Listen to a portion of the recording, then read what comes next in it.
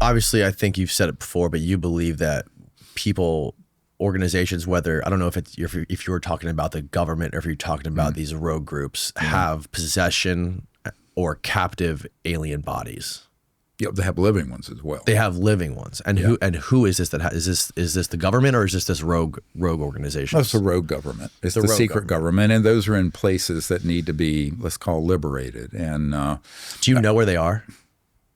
I'm not precisely. I have a very good idea. So one of the things we have mapped are the underground entry points, and then and the connectivity. Say you have the Edwards complex. And then you have east of there what's called the Ant Hill. And those are entry points into underground subterranean facilities or bases. But they connect underground to Nellis and out to the northern net. So it's an underground, that's what they call it, an ant hill. If you go to an ant farm, you go in and there are all these connections, right? So we have a very good idea of where those are. And some of the whistleblowers we're working with know even more. And that needs to be provided to people in the U.S. government so that they can get control of those. And there are some very brave men I'm working with who have been special forces guys who are prepared to go in and get those facilities under control and also to liberate those people. That's crazy, too. If these things are so smart and so advanced, how are they going to let one of their own be captive by us? Well, that's a lot of people say that, but just because you're advanced doesn't mean terrible things don't happen. I mean, technically you could throw a bunch of spears by cavemen into the rotors of a Sikorsky helicopter and jam it up and have it crash. So, bad things happen. Of course, being a trauma guy, you just see the weirdest things happen. So just because they're very advanced, people conflate that with being infallible. Right. Well, I think God's infallible, but certainly no individual person or civilization's infallible. So this concept that just because they're extremely high tech and bright mean they're infallible, no. Now, is it that often that it happens? No, it doesn't. The one site I was over, I was told there were 1 or 2 ET craft per year downed, and I went over 2 black sites, and so 2 to 4 a year over a big area of that part of the desert. So it's not like they're dropping out of the sky like flies, is what I'm saying. It's still terrible. But then remember, we have sites like that all over the world, outback of Australia, South America, all around.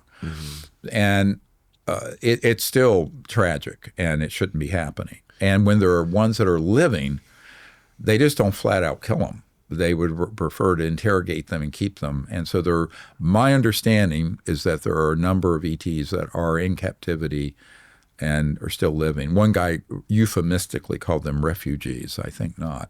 They're prisoners. But, so I think that is another, humanitarian effort that should happen at some point where they're freed. And how many different versions or species of these things do you think we have? And have you ever seen any of them in person?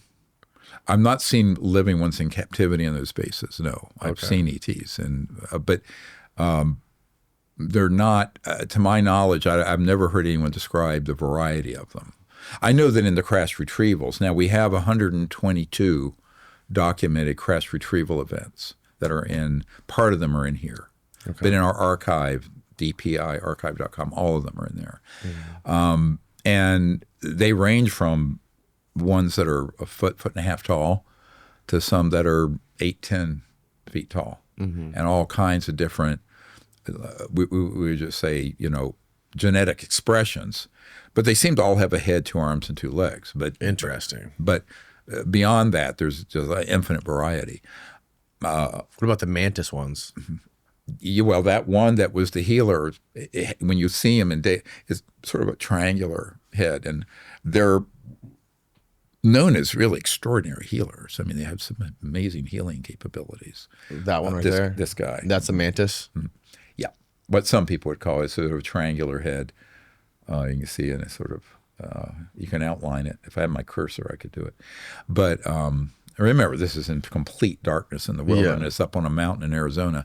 This was actually in Oracle, ironic, O-R-A-C, like oh, really? Oracle, Arizona. Interesting. Yeah, a couple years ago. And So that's, and we love doing that. That's my real passion, is going out and the experimentation and using consciousness and remote viewing to make contact and see what happens. And a lot of it varies on the group, because if there's someone not on the page or someone there who's filled with superstition and fear, they won't show up because they don't want to be around dumb people who haven't figured that out. Now, what? Sorry, but if you haven't figured that out, they're going, "Why are you out there with us? Go home, and go look at Stranger Things or something." How far have you gotten in your investigation into those beings that you talked about and studied in your Sirius documentary? The small beings, and I think you talked about Gary Nolan worked with you on that. Yeah, Gary Nolan received a lot of money right after we gave him that genetic sample, and he altered the results of it. So we don't know what that creature is. He received a lot of money? Yeah. I think it was $3.4 million from the Pentagon, and then he is now contracting with the intelligence community to show UAP injuries, which is just a psyop. It's a psyop. Yes, of course. I mean, the UAP injuries are all man-made, but of course, you get someone like him. It's the man-made reverse engineered. Of course, and of course, but you put this the stink on the ETs when it's something we've done. Right.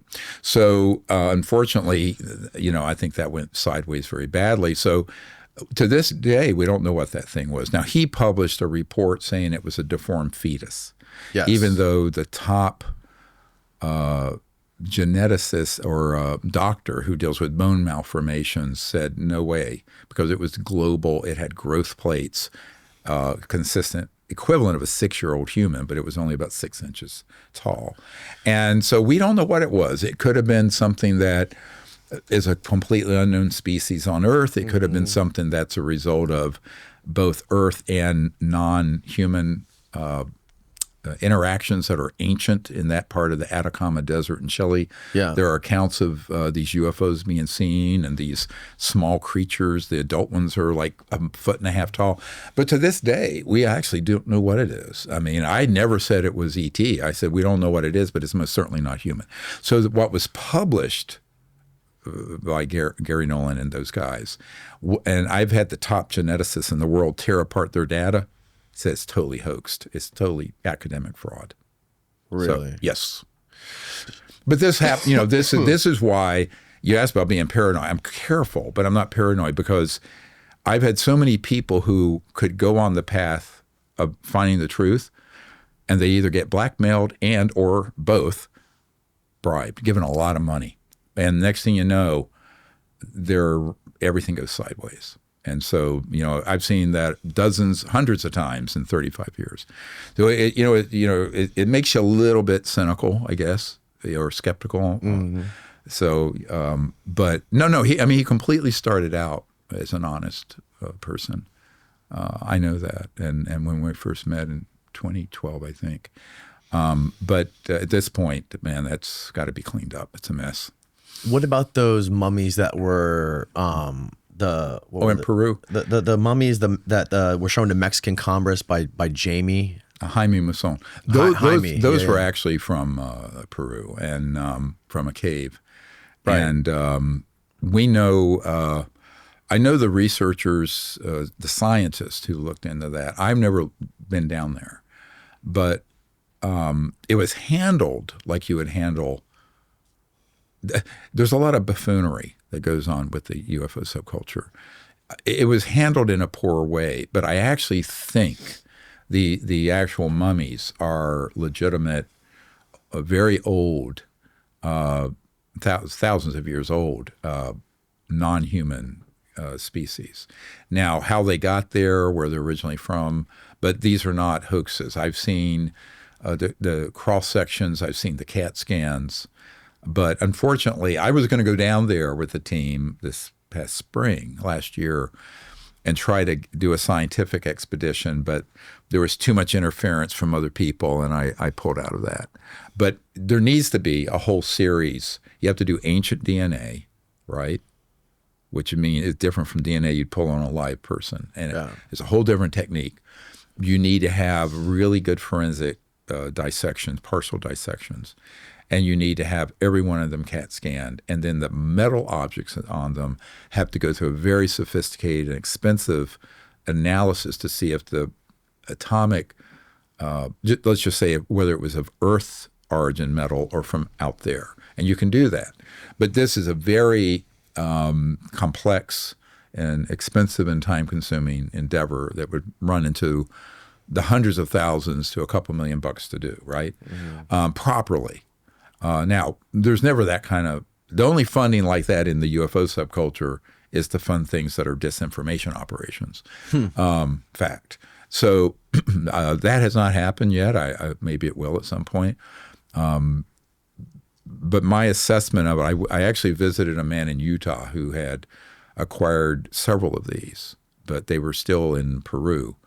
And he gave me a lot of information that when I saw it, and he was a scientist, and I went, yeah, these are real. Now, their origins, I don't know, and no one's, to my knowledge, done a proper DNA. Someone attempted to, I think it was a Russian archaeologist, but it was not done properly. I don't have faith in it because it's very different when you take DNA from either someone recently deceased or living. Sure. How you run that is very different than what's called ancient DNA. And ancient could be even 30 years old because anyway, it breaks down in a way that to get a correct genetic code read on it is a completely esoteric and specialized area of genetic sequencing. It isn't like regular genetic sequencing. So, I would know how to direct that scientific project. I haven't had time. And then when we were going to go down, there was all kinds of nonsense and theatrics and trickery. And I said, I'm out of here until this gets cleaned up. Yeah.